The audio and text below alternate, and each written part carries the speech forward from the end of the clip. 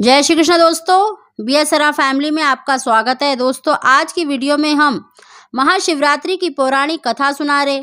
भगवान शंकर का किस प्रकार जन्म हुआ था उसकी भी कथा सुना रहे हैं और भगवान शंकर का किस प्रकार आप साधारण रूप से अपने घर में या मंदिर में पूजा कर सकते हैं उसकी पूजन विधि बता रहे हैं। अगर आप इस विधि से भगवान शंकर का पूजन करते हैं, उनकी कथा का श्रवण करते हैं, तो निश्चित ही आपकी मनोकामना अवश्य ही पूरी होती है।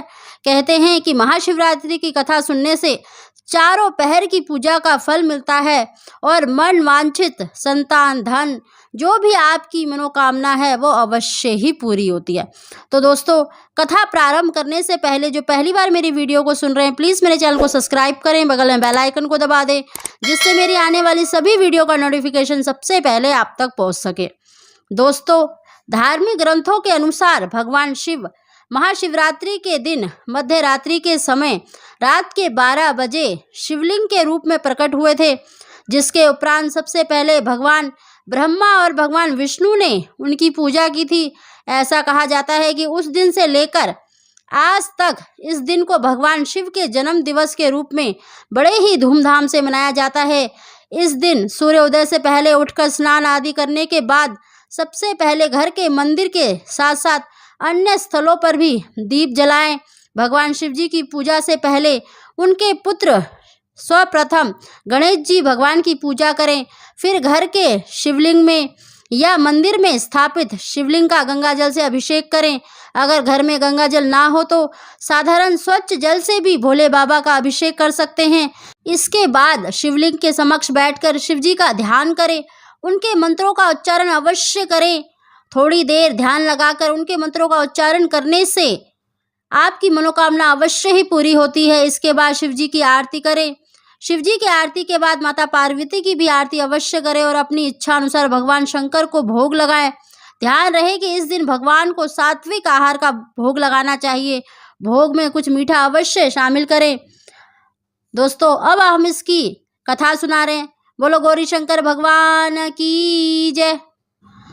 किसी समय वाराणसी में वन में एक भील रहता था। वह भील वन्य प्राणियों का शिकार कर अपने परिवार का भरण पोषण करता था। एक बार शिवरात्रि के दिन वह शिकार करने वन में गया। उस दिन उसे दिन भर कोई शिकार नहीं मिला। रात होने पर उसे वन में एक झील दिखाई दी। सोचा, यहीं पेड़ पर चढ़कर शिकार की राह देखता हूँ, कोई ना कोई प्राणी यहाँ पानी पीने जरूर आएगा। वह पानी का पात्र भरकर और बेल वृक्ष पर चढ़ गया। उस वृक्ष के नीचे शिवलिंग स्थापित था। थोड़ी देर बाद वहाँ एक हिरनी आई।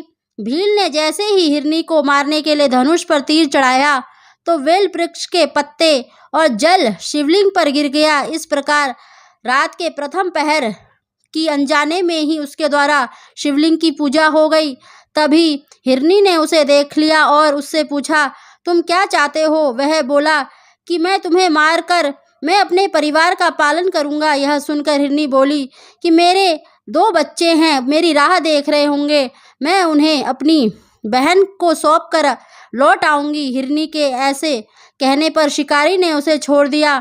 थोड़ी देर बाद उस हिरनी की बहन उसे खोजती हुई झील के पास आ गई। शिकारी ने उसे देखकर पुनः अपने धनुष पर तीर चढ़ाया।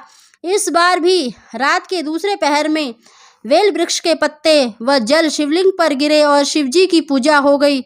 उस हिरनी ने भी अपने बच्चों को सुरक्षित स्थान पर रखकर आने को कहा।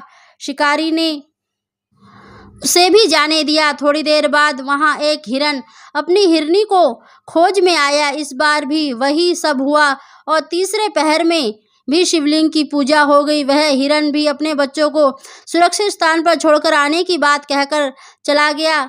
जब वह तीनों हिरनी व हिरन मिले तो प्रतिज्ञाबद्ध होने के कारण तीनों शिकारी के पास आ गए।